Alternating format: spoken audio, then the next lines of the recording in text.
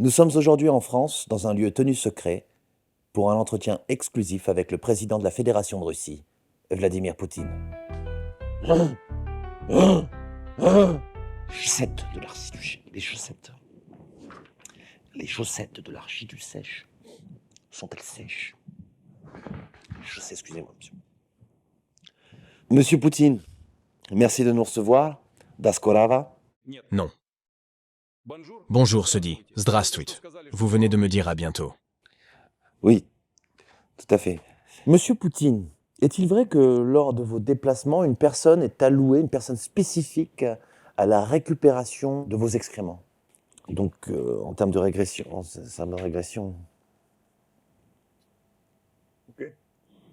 C'est-à-dire, vous voulez que je passe à la prochaine question? Ok.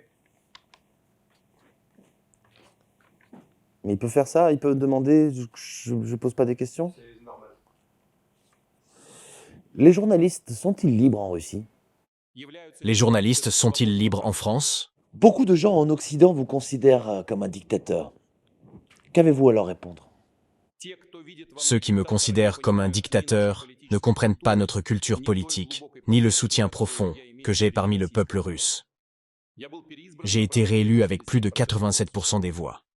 Je ne connais pas beaucoup de dictateurs qui peuvent se vanter d'un tel soutien de la part de son peuple. Si, si je peux me permettre, monsieur, c'est quand même le concept même de la dictature, c'est le principe. Hein. Plus les scores sont inatteignables, plus c'est sûr qu'il y a eu tricherie. 87, 90%.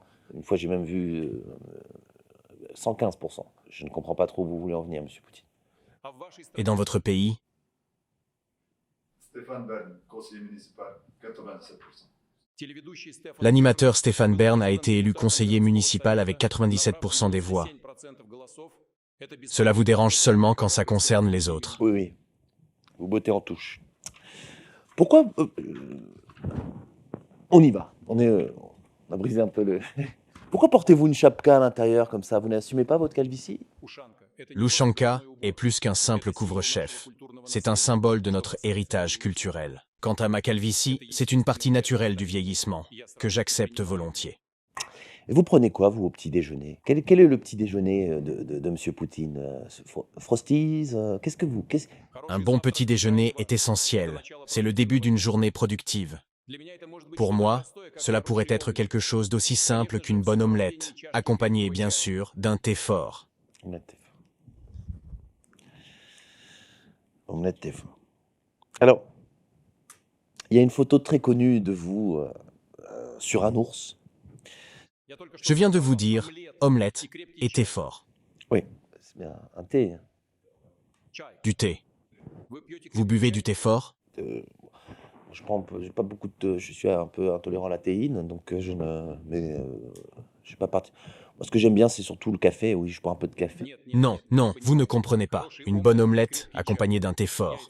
Des œufs, vous comprenez? Omelette. Une omelette Oui, avec un thé fort. je n'ai pas compris. Vous avez une photo? Peut-être qu'on se met pas, on n'est pas d'accord sur le terme, non? Omelette et fort. Oui, voilà. Fort. Fort. Les œufs rendent fort. Peut-être prendre une tablette, l'iPad, regardez. Oui, mais alors peut-être qu'on peut coter un instant pour vérifier, oui. Je ne comprends pas tout à fait, oui. De Omelette. toute façon, j'en avais besoin de la tablette pour pouvoir montrer. Merci beaucoup. Ah, très beau fond d'écran. Merci. Il est débile ou quoi, ce français? Ah! Une omelette au thé fort. Enfin, avec un thé, accompagné d'un thé un peu costaud. Un thé fort. Ouais, ouais, ouais, bien sûr. Thé fort, abruti. Oui, oui, un thé fort. Il rit comme un crétin. Qu'est-ce que je fais? J'enchaîne sur l'autre question. Il est paumé. T'as accès à Internet? Non. Ta grosse omelette. J'enlève le mode avion peut-être. Je tape quoi? Omelette ou thé dans le. C'est quoi? C'est Safari? Si tu as Safari, peut-être tu peux taper dans la barre de. Il y a une barre de recherche dans Safari. Ça, soit c'est Safari, soit c'est Google. Peut-être tu as Chrome, ouais. Peut-être regarde voir sur Google Chrome. À l'époque, il y avait aussi Mozilla Firefox. Mais je pense pas que... Je sais plus si... Ça existe encore, ça, Mozilla Firefox? Oui, je crois. Sûrement, ouais. Sinon, peut-être, ouais. Sur Safari, je pense que ça marche. C'est un iPad? Omelette, t'es fort. C'est ça, Omelette était fort. Oui, mais je... Regarde-le avec sa grosse tête d'omelette. T'es fort. Je vois pas trop, hein. Ah, c'est intriguant. Première fois que je... Merci beaucoup. Donc là, il y a... Ça, c'est les onglets, hein, d'Internet. Ça, c'est Safari. C'est Safari. Ouais, merci beaucoup. Donc je tape omelette, hein. Oui. Est-ce que ça serait ce produit-là? Voilà, elle est magnifique cette omelette. Montre-lui son omelette. Omelette! Omelette! Omelette! Omelette. C'est un pain suisse. Omelette. Non, mais peut-être qu'ils appellent ça différemment en Russie. Une bonne omelette. Et un thé fort. Nico, je pense Peut-être qu'on qu'on... peut enchaîner sur notre question. Oui, parce que... Je sais pas comment on va raccorder ça, non? On trouvera un moyen, mais Tu... c'est pas la question la plus importante. Bah quand même. On parle du président de la Fédération de Russie. C'est intéressant de savoir comment il entame, ses journées. Il y a 40 questions en tout. Oui, mais attends, tu me dis il y a 40 questions. Attends, c'est l'une des personnes les plus puissantes au monde. On parle d'une personne qui a quand même la capacité de pouvoir... Excusez-moi, mais... Je peux peut-être parler peut-être de la paix plutôt que du petit déjeuner. La paix? Ouais, la paix entre nos pays. Je vous le demande, Monsieur Poutine. Quelle est la meilleure façon de faire la paix avec vous aujourd'hui? Le dialogue est essentiel. Pour faire la paix, il faut s'écouter mutuellement, respecter la souveraineté des nations et trouver des terrains d'entente. Il faut apprendre à partager avec respect et humanité. Soprano est la personnalité préférée des enfants en France. Vous connaissez une chanson de Soprano? Soprano, bien sûr, mais ne me demandez pas de chanter. Je risquerais de déclencher une crise diplomatique. J'admire comment il inspire les jeunes, même si mes goûts musicaux sont plus classiques. Bien fait. Remets-nous des glaçons. Des glaçons? Walidia qui interprète d'ailleurs ce personnage de... Vous avez soif? Je ne dirais pas non pour un petit verre après l'interview, peut-être, Monsieur Poutine. Il y a une photo très connue de vous sur un ours. Et j'aurais aimé savoir qu'avez-vous à dire à ceux qui disent qu'il s'agit d'un montage. Cette image est devenue iconique, n'est-ce pas? Bien qu'elle capture l'esprit de force que nous aimons en Russie, je laisse à chacun la liberté d'interpréter mes moyens de transport. Avez-vous vu la photo de Jean Castex dans le métro? Et faites-vous attention à votre bilan carbone. Jean Castex, peut-être que... Oui, c'est un de nos hommes politiques français aussi. Non. Je ne connais pas cet homme. L'écologie est l'affaire de tous. Nous travaillons activement à développer des sources d'énergie plus propres et à améliorer notre efficacité énergétique. La Russie s'est fixé un objectif concret, avec une neutralité carbone d'ici 2060. 2060. 2060, c'est... 1060. C'est dans 36 ans. 36 ans... Par rapport à maintenant. Donc, J'ai dit neutralité carbone en 2060. donc entre maintenant et aujourd'hui, Monsieur le Président, j'ai du mal, je suis pas sûr du calcul. Hein. Là, on est en 2024. Ouais. Là, on est en 2024. Donc, pour aller à 2060, 2024 pour la 2060. normalement, c'est 36 ans, je crois. 36 ans? Ça me semble pas beaucoup, je trouve, par rapport à maintenant. C'est quoi le problème encore? Mais c'est quoi attendez, vous me sortez des chiffres? Neutralité. Non, Neutralité carbone. Merci, Monsieur Poutine. Neutralité carbone en 2060. J'entends ce que vous dites, mais comprenez-moi ma position de journaliste. Oui. Je n'ai pas compris le calcul. Expliquez-moi le calcul. Vous me sortez un chiffre, là. C'est un calcul qui est basé sur quelle véracité? Zéro carbone. Neutralité Très totale. bien. Moi, ce que je dis, c'est que je ne pense pas que, aujourd'hui, nous sommes en 2024, je ne pense pas que d'ici 36 ans, nous serons en 2060. C'est improbable. C'est ça que j'essaie de vous faire entendre. C'est que ça n'a aucune logique temporelle. 36 ans.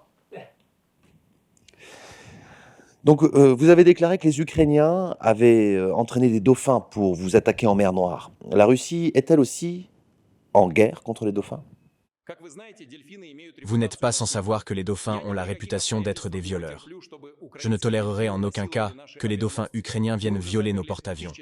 Nous avons déjà enfermé 1200 dauphins dans un camp de travail en Sibérie. Comment décrivez...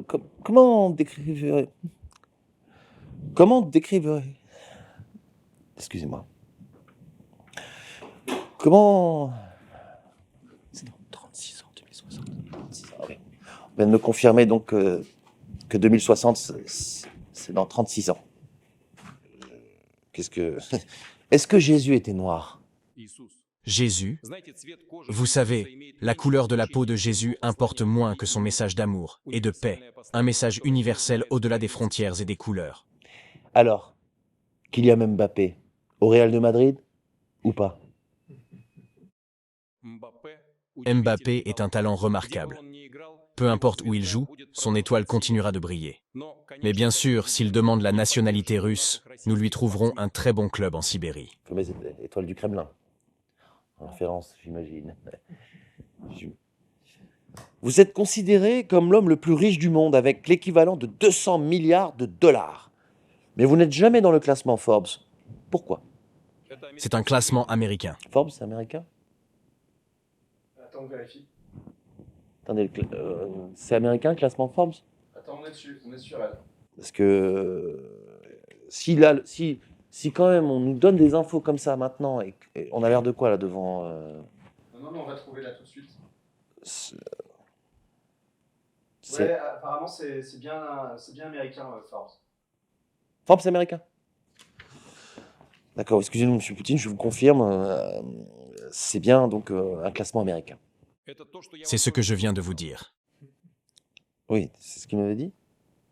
Attends, on check. C'est-à-dire, On coupe, on regarde les rushs. tu vérifies pour voir si au faux raccord on peut raccorder? S'il l'avait déjà dit? Ouais, on va voir. Parce que s'il l'avait déjà dit, on le mettra en boucle. D'accord. Attends, on est dessus, on regarde. Ouais.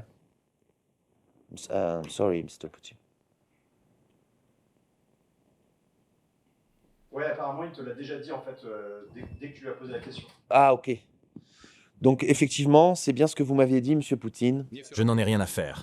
Pourquoi est-ce que souvent les Russes, dans les films, interprètent des personnages, interprètent les méchants? Je le demande, je le dis comme ça. C'est un stéréotype regrettable. La Russie est riche en culture et en histoire, et j'espère que le cinéma mondial reflètera un jour cette diversité. Le fait que la plupart des films populaires viennent des États-Unis ne vous offre qu'une vision du monde, celle qui les arrange. C'est quoi votre plus grande peur? Ma plus grande peur serait de voir la Russie perdre sa force et son unité. Tout mon travail est dédié à empêcher cela. Vous êtes heureux? Et vous? Vous êtes heureux? J'apprends, je dirais. J'apprends à l'être. Et vous êtes fort aux échecs? Les échecs ne sont pas seulement un jeu, mais une partie de notre patrimoine culturel. Ils enseignent la stratégie, la patience. Et oui, je joue. Si vous voulez tout savoir, ma pièce favorite est le cavalier. C'est la seule pièce capable de sauter par-dessus les autres. Et lorsque le cavalier est placé au centre du plateau, son déplacement si particulier lui permet de rayonner sur tout l'échiquier.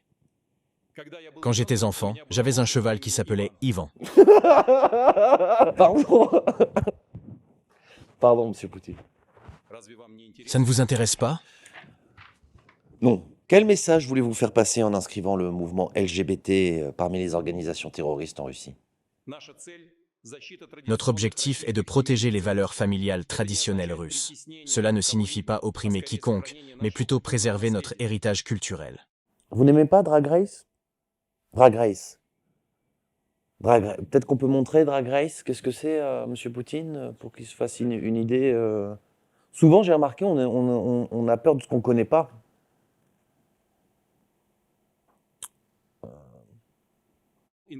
L'interview est bientôt terminée. Non, je ne crois pas. Alors, on a encore quelques questions. Drag Race, ouais. D'accord.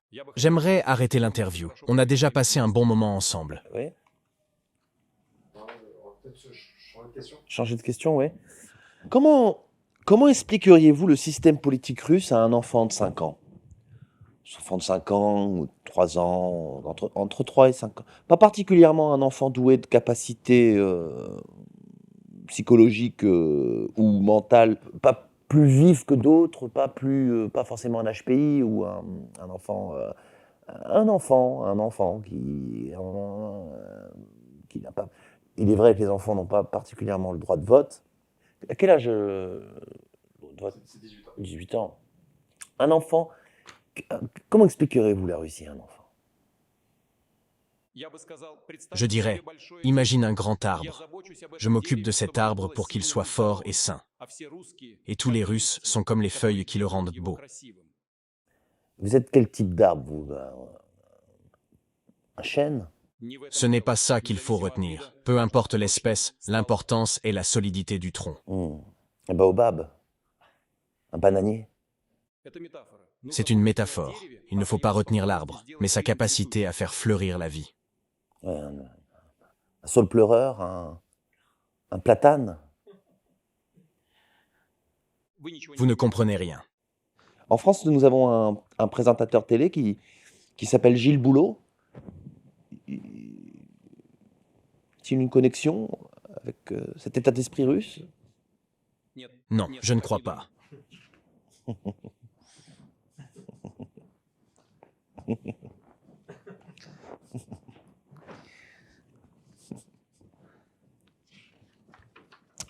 Vous connaissez le jeu Bang, Marry, Kill? C'est-à-dire que si vous deviez choisir une personne à épouser, une personne avec qui passer la nuit et une personne à tuer, comment est-ce que vous... Je tue les trois. Monsieur Poutine, je vous remercie. Merci de votre patience. Merci. Merci de nous avoir accordé cet entretien, qui, je le rappelle, s'est tenu dans un endroit secret. Dans le prochain épisode, nous recevrons le président Donald Trump pour un entretien exclusif. N'hésitez pas à envoyer vos questions-réponses à l'adresse mail en dessous de votre écran, sous votre bureau. Merci à vous et excellente fin de jeu. Je ne sais pas à quelle heure vous allez regarder cet entretien, si pour vous c'est le soir ou si c'est en matinée ou en fin d'après-midi. Je vous souhaite en tout cas une excellente semaine. Merci à vous, Monsieur Poutine, merci beaucoup. Merci. Merci. Merci. Merci. Merci beaucoup. Merci. Et depuis